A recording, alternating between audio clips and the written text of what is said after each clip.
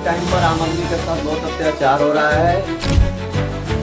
अच्छाई के नाम पर लोगों को कुछ भी खिलाया पिलाया जा रहा है। धर्म के नाम पर लोग धंधा कर रहे हैं। बाबा लोग लोगों को बेवकूफ़ बना रहे हैं और आम आदमी आसानी से बेवकूफ़ बन भी जा रहा है। और ऐसा ही कुछ कर रहे हैं हमारे देश के फेमस बाबा रामदेव। देखिए, वैसे तो ये बाबा योग सिखाते हैं और आयुर्वेद के बारे में बताते हैं। और इनकी एक पतंजलि नाम की कंपनी भी है जिसकी स्थापना 2006 में हुई थी और 2023-24 में करीब 9,000 करोड़ का कारोबार हुआ था, जो कि एक आम आदमी के समझ से बाहर है। तो बताइए, धर्म के नाम पर धंधा नहीं तो और क्या है। और ये बाबा भड़काऊ बात भी करते हैं। अगर वापस आ जाएगा 50 साल तक हिंदुस्तान को कोई टैक्स लगाने की जरूरत नहीं पड़ेगी कि फिर पेट्रोल आपको 70 रुपए खरीदना नहीं पड़ेगा। सरकार जो है वो डेफिसिट में ना चली जाए, इसलिए उन्होंने टैक्स लगाया हुआ है। जो 35 रुपए का पेट्रोल दिलाएगा उसको वोट दोगे या 75-80 दिलाने वाले? मैं तेरे प्रश्नों का उत्तर देने के लिए कोई ठेकेदार है मैंने दी थी। और इसके अलावा ये बाबा खुलेआम झूठ भी बोलते हैं। मैं लंबी गाड़ियों में नहीं घूम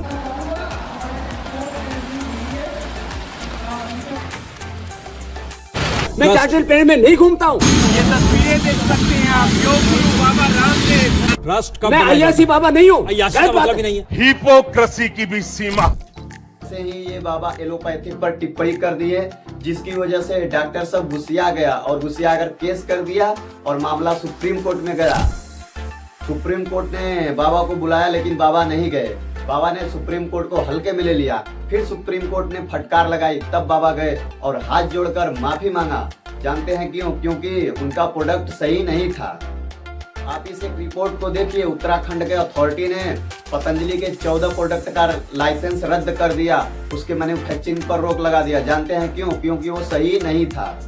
सोचिए, बाबा एलोपैथिक को खराब बताते हैं और आयुर्वेद के नाम पर खुद खराब प्रोडक्ट बेचते हैं। और इतना सब होने के बाद भी बाबा लोग बिंदास रहते हैं। जानते हैं क्यों? क्योंकि भारत की जनता बाबाओं पर आंख बंद करके विश्वास करती है और ये सब चीजें बाबाओं को अच्छे से पता है। आप इसी बात से अंदाजा लगा लीजिए कि हमारे देश की जनता कितनी मूर्ख है। मैं आप ही लोग से पूछता हूँ, आप लोग बताइए, आप अपने जीवन में जो भी सामान या वस्तु इस्तेमाल कर रहे हैं, जैसे गाड़ियां हो गई, बाइक, बस, ट्रक, ट्रेन, प्लेन, या फिर आपके घर में जो टीवी, पंखा, कूलर, फ्रिज है, या फिर आप जो मोबाइल इस्तेमाल कर रहे हैं, यहाँ तक कि आप जो कपड़ा पहने हैं वो जिस मशीन से बना है, उसको भी बनाने में केवल तो केवल इंजीनियरों और वैज्ञानिकों का योगदान है। आज के टाइम पर आपका और हमारा जीवन जो इतना आसान है, हम जो इतनी आसान जिंदगी जी पा रहे हैं, उसमें पूरा का पूरा योगदान वैज्ञानिकों का है। लेकिन हमारे देश के लोगों को भरोसा किस पर है? इन ढोंगी बाबाओं पर, फर्जी बाबाओं पर। अरे कुछ लोग तो बलात्कारियों बाबाओं पर भी विश्वास करते हैं। अरे भाई, आप लोग कुछ तो समझदार बनो। क्यों अपने आप को मूर्ख बनाते हो? किसी पर आंख बंद करके भरोसा क्यों कर लेते हो? बाबाओं के पास इतना भीड़ क्यों लगाते हो?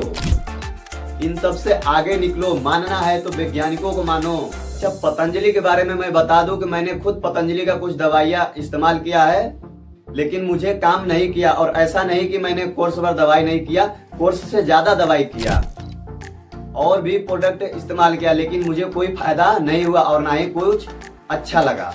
देखिए, एक बात मैं आप लोगों को बता दूं कि मेरा किसी बाबा से कोई झगड़ा नहीं है और ना ही सारे बाबा गलत हैं और ना ही मैं कुछ भी अपने मन से बोल रहा हूँ। जो घटना ऑलरेडी हो चुकी है, जो न्यूज आर्टिकल में पहले से मौजूद है, जो आप लोगों को पता नहीं है, मैं वही बता रहा हूँ।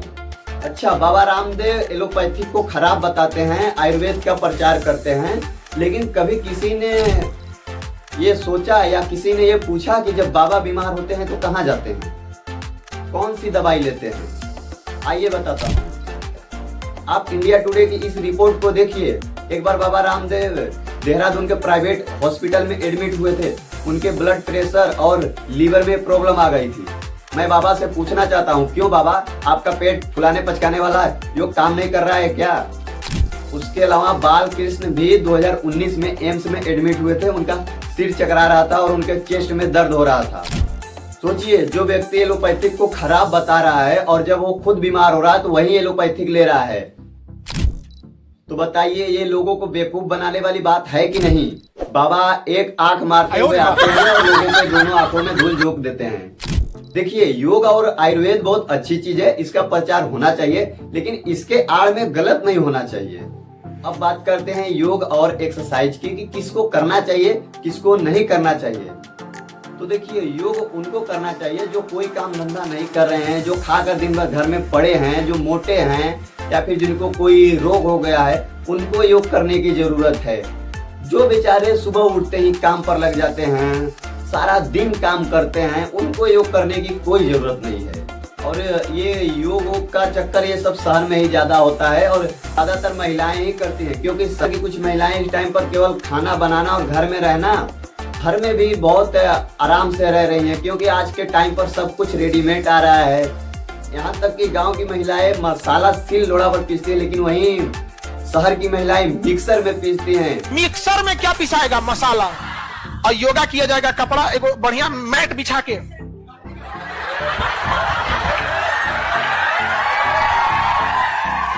पीस लो, गांव की महिला देखिएगा ना, धड़ा धड़ धड़ा धड़ पीसेगी इसमें, और उसका लोढ़ा खड़ा करके काच देगी पूरा लोढ़ा। मसाला हमारा बचेगा काच के एकदम, इतना महंगाई के जमाना में मसाला एकदम। देखिए, हमारे शरीर में जो रोग होता है वो गलत चीजें खाने पीने से होता है, ना कि योग ना करने की वजह से। और ऐसे ही ये बाबा रामदेव इस टाइम पर एक शरबत लेके आए हैं, और इस शरबत के बारे में बताते हुए आप देखिए कि बाबा कितनी भड़काऊ बात कर रहे हैं। आप यदि वो शरबत पिएंगे तो मस्जिद और मदरसे बनेंगे, और पतंजलि का गुलाब का शरबत पीते हैं आप, ये शरबत पिएंगे आप तो गुरुकुल बनेंगे, आचार्य कुलम बनेगा, पतंजलि विश्वविद्यालय, भारतीय शिक्षा बोर्ड आगे बढ़ेगा। लोगों को लड़ाने की बात कर रहे हैं, हिंदू मुस्लिम की बात कर रहे हैं। बताइए, ये बाबाओं का प्रोपोगेंडा यही होता है, बस कैसे अपने फायदे के लिए लोगों को लड़ाया जाए, भड़काया जाए। इन लोगों को किसी से कोई मतलब नहीं है, कोई मरे या जिए, बस इनका अपना फायदा होना चाहिए। तो मैं आप लोगों से कहना चाहूंगा कि आप लोग किसी पर भी आंख बंद करके विश्वास मत कीजिए, किसी भी बात को तुरंत मत मान लीजिए, मानिए ही मत, मेरी भी बात को मत मानिए। आप किसी की बात, कोई भी बात सुनिए, उस पर कुछ खुद से भी जांच कीजिए, रिसर्च कीजिए, लोगों से पूछिए, जांचिए, सोचिए, समझिए, फिर मानिए। अगर आप में से किसी ने पतंजलि का कोई सामान इस्तेमाल किया है तो वो कैसा है हमें कमेंट करके जरूर बताएं। बाकी वीडियो देख के आप क्या समझे हमें कमेंट करके जरूर बताएं, और इसी तरह की वीडियो देखने के लिए हमारे चैनल को सब्सक्राइब जरूर करें।